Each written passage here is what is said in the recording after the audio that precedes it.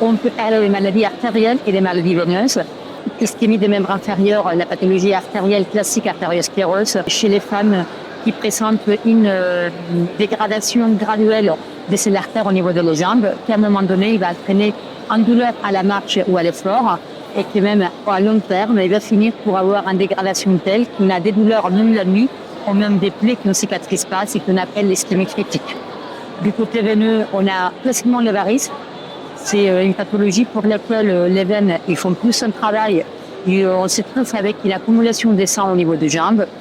et pour lesquelles les femmes vont se trouver avec des jambes lourdes, engourdies à la fin de la journée, avec des pesanteurs, parfois avec des varices, des veines qu'on voit dilater dans les jambes, et même parfois des ulcères, des altérations de la peau dues à cette varice de longue d'évolution. Et d'un point de vue veineux aussi, on a ce qu'aujourd'hui on appelle le syndrome de congestion pelvienne, qui c'est les varices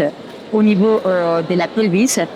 et qui peut entraîner des douleurs comme des pesanteurs, des dysphanuries, des dysuries, des dysménorrhées, des symptômes un peu pas très ciblés qui parfois le fait que les femmes soient un peu perdues parce qu'ils sont pas bien, on ne sait pas vraiment qu'est-ce qu'il passe et qu'aujourd'hui grâce à qu'on fait un bon dépistage de la endométriose, on fait plus examens chez la femme et qu'on découvre ces veines, ces systèmes veineux dysfonctionnels au niveau de la pelvis qui explique ces symptomatologies et qui nous permet de les traiter pour améliorer la qualité de vie des femmes.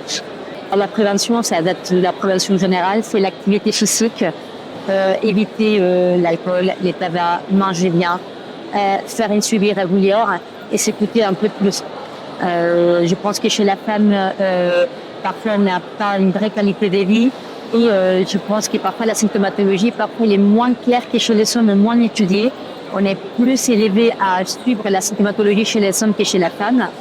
Et c'est pour ça que parfois c'est un peu plus difficile de retrouver et diagnostiquer cette maladie en état de plus précoce ou le traitement est plus simple que quand c'est en état de plus avancé.